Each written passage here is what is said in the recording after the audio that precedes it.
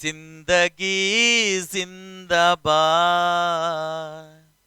कहते हैं जिंदगी कभी धूप तो कभी छांव में है। जिंदगी कभी धूप तो कभी छांव में है। जीवन जीने का असली मजा तो गांव में है। आइए हम लोग जानते हैं, भारत चूंकि गांवों का देश है। गांधी जी कहा करते थे कि भारत की आत्मा गांव में बसती है, और अपने देश में 6 लाख से अधिक गांव है। तो ऐसी स्थिति में क्या गांव के लोगों को उनके शासन व्यवस्था उनके हाथ में सौंपना, क्या सरकार की ये जिम्मेवारी नहीं थी? तो देश आजाद होने के बाद हम लोग के देश में सरकार के 3 स्तर के गठन हुए हैं, जिसमें से केंद्र सरकार, राज्य सरकार और एक स्थानीय सरकार है, जिसे स्थानीय स्वशासन कहते हैं। तो आज हम लोग जान पाएंगे स्थानीय स्वशासन के अंतर्गत आता है पंचायती राज और नगर पालिका। आइए इसको समझते हैं। पंचायती राज, पंचायती राज से पहले प्रयास किया गया कि किस तरह से केंद्र की सत्ता को आम लोगों तक पहुंचाया जाए, केंद्र की ताकत को आम लोगों तक पहुंचाने के लिए प्रयास किए गए। इसके लिए 2 अक्टूबर, गांधी जी के जन्म दिवस पर 2 अक्टूबर 1952 को क्या किया गया? सामुदायिक विकास कार्यक्रम चलाया गया। सामुदायिक विकास कार्यक्रम सफल नहीं हो पाया। इसका मुख्य कारण यह था कि सरकारी कर्मचारियों के हाथ में सब जिम्मे सौंपे गए, और भ्रष्टाचार का शिकार तो होना लाजमी था, क्योंकि सरकारी कर्मचारी का पेट तो भरता नहीं है केवल अपने तनख्वाह से।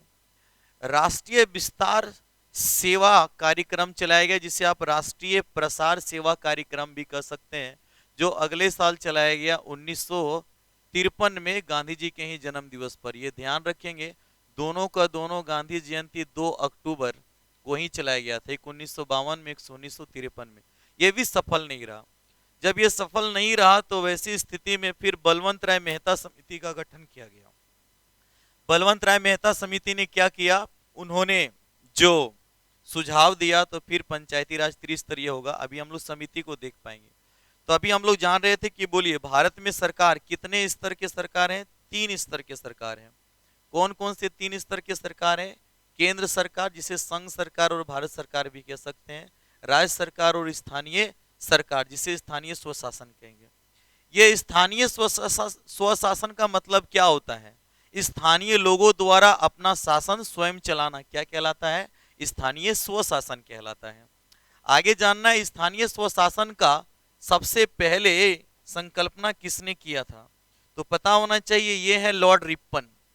ये लॉर्ड रिपन आप लोगों को पता होना चाहिए। फ्लोरेंस नाइटिंगेल ने इन्हें भारत का उद्धारकर्ता कही थी। और सबसे मुख्य बात यह है कि 1882 ईस्वी में स्थानीय स्वशासन का पहली बार यही किए थे। इसीलिए लॉर्ड रिपन को भारत में स्थानीय स्वशासन का जनक कहा जाता है। ध्यान में रखना है सबसे मुख्य बात कि स्थानीय स्वशासन की कहानी भारत जैसे देश में कोई नई नहीं है। चोल साम्राज्य और विजयनगर साम्राज्य में भी इसकी रूपरेखा देखने के लिए मिलती है। भारत में अगर बात करेंगे तो पाएंगे क्या? पंचायती राज के लिए 1919 में जब द्वैध शासन लाया गया था, उस समय भी इसकी चर्चा है। और भारत शासन अधिनियम 1935 में पंचायती राज को क्या बनाया गया था? राज्य सूची का विषय बनाया गया था। तो याद रखिएगा, इसकी इतिहास काफी लंबी है। नेक्स्ट हम लोग जानेंगे, आज भी गांव घरों में देखते होंगे, कुछ भी मामला रहता है तो पंचायत के लोग आपस में बैठ करके क्या करते हैं? उसको समाधान ढूंढ लेते हैं। स्थानीय स्वशासन के अंतर्गत में 2 चीज आएगा। कौन कौन सा 2 चीज आएगा? आइए थोड़ा सा नजर दौड़ाते हैं हम लोग। स्थानीय स्वशासन में ध्यान में रखिएगा, स्थानीय स्वशासन गांव में जो गठन होता है उसको पंचायती राज कहते हैं। नगर में जो गठन होता है उसे नगर पालिका कहते हैं। पंचायती राज विषय ध्यान में रखेंगे सभी लोग, कितने विषय हैं? तो 29 विषय हैं। अच्छा, ये किस सूची का विषय है? तो राज सूची का विषय है। कितने भाग में इसका जिक्र है? तो 9 में है। हम लोग पढ़े भी हैं भाग को कैसे। राज्य नगरी के अधिकारी नीति निर्देश करे जारी, मेरा कर्तव्य ये है केंद्र राज्य को पहले केंद्र राज्य से करे पंचायती, नगर पालिका को बुलाना, सहकारी समिति बैठाना हो। दूसरे वीडियो में इस भाग को पूरा डाल देंगे, फिलहाल हम लोग देखते हैं। अनुसूची 11 में इसका उल्लेख है, और अनुच्छेद की बात करेंगे तो 243 का क से लेकर के ट वर्गीय न तक, 243 का क से ट वर्गीय न तक, और 73वां संविधान संशोधन अधिनियम 1992 में इसका जिक्र है। याद रखिएगा, 73वां संविधान संशोधन अधिनियम था 1992 का, 92 का, लेकिन ये लागू हुआ था 1993 में, इसलिए कहीं 92 और कहीं 93 लिखा रहेगा तो परेशान नहीं होइएगा। अब नगर पालिका में भी ध्यान में रखेंगे, ये भी राज्य सूची का विषय है, और इसमें कितने विषय हैं? 18। ये विषय क्या होता है, मतलब इन लोग कौन कौन क्षेत्रों में कार्य कर सकता है उसके बारे में है। जैसे सड़क बनाना, लाइट लगाना, नाली साफ करना, पशुपालन करना, कृषि में, ये सारे विषय शामिल हैं। अच्छा, नगर पालिका 9 के क, याद रखेंगे किस भाग में है? 9 के क में, और किस अनुसूची में? तो 12, और 243 के त से लेकर के य के 6 तक में नगर पालिका का उल्लेख है। इसको संक्षेप में याद रखेंगे, 243 तय 6, इससे याद रह जाएगा। और कौन से संविधान संशोधन में? तो 74वां संविधान संशोधन अधिनियम 1992। लागू कब हुआ था? 1 जून 1993 को ये लागू हुआ था। अच्छा, पंचायती राज वाला कब लागू हुआ था? तो 24 अप्रैल 1993 को कौन वाला? 73वां संविधान संशोधन लागू हुआ था। इसीलिए 24 अप्रैल को डॉक्टर मनमोहन सिंह जब प्रधानमंत्री थे तो 2010 में घोषणा किए थे कि 24 अप्रैल के तिथि को पंचायती राज दिवस के रूप में मनाया जाएगा। और इस तरह से पंचायती राज दिवस कब मनाया जाता है? तो 24 अप्रैल को मनाया जाता है। कब घोषणा किया गया था? तो 2010 में। किनके द्वारा घोषणा किया गया था? तो ध्यान में रखिएगा, उस समय के तत्कालीन प्रधानमंत्री डॉक्टर मनमोहन सिंह द्वारा। लेकिन अगर आपसे पूछता है कि 73वां संविधान संशोधन और 74वां संविधान संशोधन किसके समय लागू हुआ था? तो पीवी नरसिम्हा राव प्रधानमंत्री थे, उस समय लागू हुआ था। अब स्थानीय स्वशासन में जब भी बात करेंगे तो दोनों का बोध होगा, पंचायती राज का भी और नगर पालिका का। तो इसका उम्मीदवार बनने का न्यूनतम उम्र कितना है? 21 वर्ष है, और अधिकतम उम्र की कोई भी सीमा नहीं है। इसका सदस्य कोई कितनी बार बन सकता है? तो अनेकों बार बन सकता है। प्रश्न आता है, पंचायती राज और नगर पालिका का कार्यकाल 5 वर्ष का होता है, और अगर कार्यकाल पूरा होने से पहले ही अगर पंचायती राज या नगर पालिका भंग हो गया हो तो 6 महीने के अंदर चुनाव करा लेना रहता है। लेकिन अगर 6 महीना ही बचा हो कार्यकाल और भंग हो गया हो तो फिर बीच में मध्यावधि चुनाव कराने की आवश्यकता नहीं होती है, क्योंकि 6 महीना के बाद तो फिर आम चुनाव होना ही है। इसमें आरक्षण कैसे दिया गया है? चक्रानुसार दिया गया है। महिला आरक्षण कितना? 1/3 यानी 33% है, और पहली बार महिलाओं को 50% आरक्षण देने वाला राज्य कौन है? अपना बिहार। मेरे भारत के कंठहार, तुझको शत शत नमन बिहार। याद रखिए, ग्राम सभा का सदस्य बनने का न्यूनतम उम्र कहेगा तो 18 वर्ष होगा, क्योंकि ग्राम सभा के सदस्य वही लोग होते हैं जो मतदाता होते हैं। तो मत देने का न्यूनतम उम्र कितना होता है? 18 वर्ष मतदाता सूची में। पहले कितना था? 21 वर्ष था। कौन से संविधान संशोधन में इसका उम्र को घटाया गया? आप लोग उत्तर देंगे। नेक्स्ट ध्यान रखना है कि ग्राम पंचायत का उल्लेख भाग 4 में नीति निदेशक तत्व के अंतर्गत में अनुच्छेद कितना में उल्लेख किया गया है? 40 में। ये कुछ महत्वपूर्ण बिंदु ध्यान में रखने हैं। पंचायती राज से संबंधित कुछ समितियां हैं जिसको आवश्यक रूप से ध्यान रखना, ये बड़े महत्वपूर्ण हिस्सा है। सबसे पहले जानना है, देखिए चित्र में बलवंत राय मेहता को देख पा रहे हैं।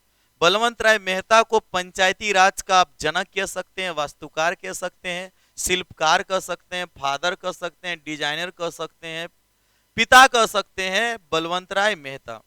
ये बलवंत राय मेहता आप लोग को पता होना चाहिए, जय शब्द के नाम मिलेगा उतने स्तर का गठन की बात करेंगे। तो कई शब्द के हैं, 3 के। तो ये 3 स्तरीय पंचायती राज की बात किए थे।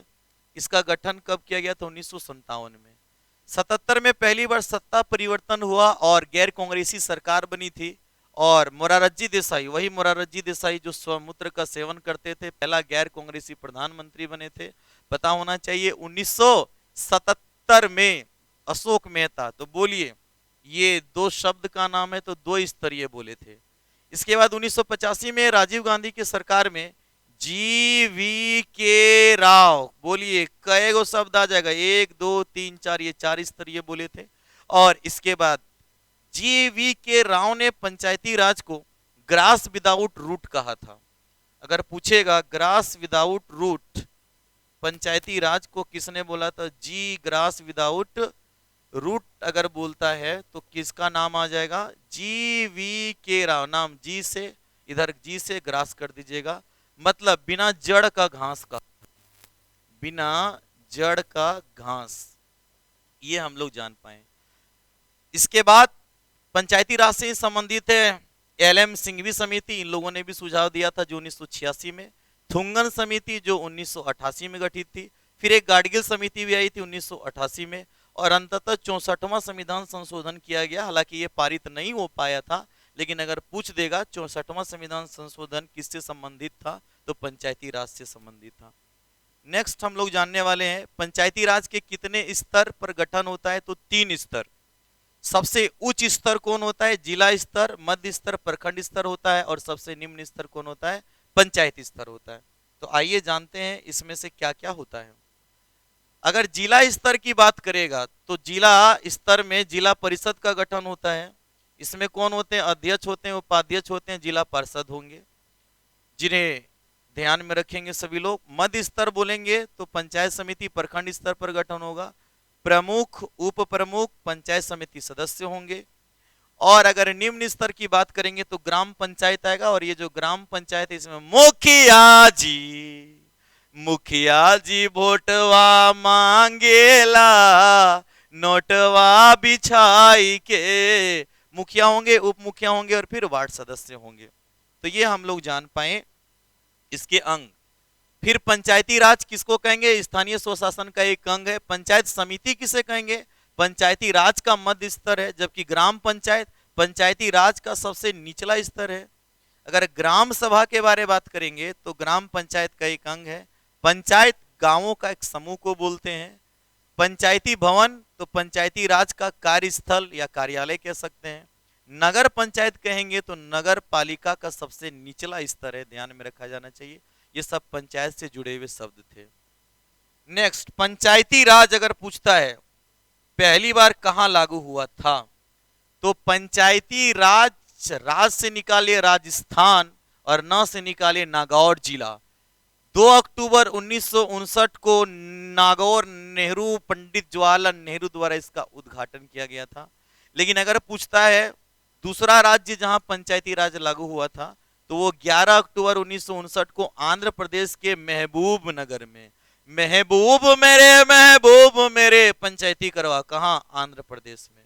ध्यान में रखा जाए कुछ कुछ मुख्य बिंदुओं को। नेक्स्ट हम लोग देखने वाले हैं नगर पालिका। तो नगर पालिका में ध्यान में रखिएगा इसमें भी 3 स्तर का गठन होगा।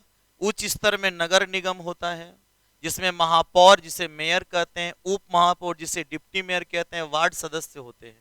मध्य स्तर में नगर परिषद होता है, जहां अध्यक्ष, उपाध्यक्ष और वार्ड सदस्य, जिसे आप चेयरमैन कह सकते हैं, डिप्टी चेयरमैन कह सकते हैं, वार्ड मेंबर कह सकते हैं। और निम्न स्तर में होता है नगर पंचायत, जहां अध्यक्ष, उपाध्यक्ष और वार्ड सदस्य होंगे।